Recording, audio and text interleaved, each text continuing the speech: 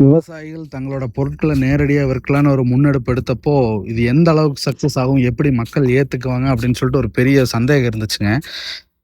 Launch பண்ணதுக்கப்புறம் நெறைய என்குயரீஸ் வந்துச்சு. நெறைய பேர் வந்துட்டு வெண்டார்ஸா ஆட் ஆனாங்க. நெறைய பேர் கஸ்டமர்ஸாவும் ஆட் ஆயிருக்காங்க.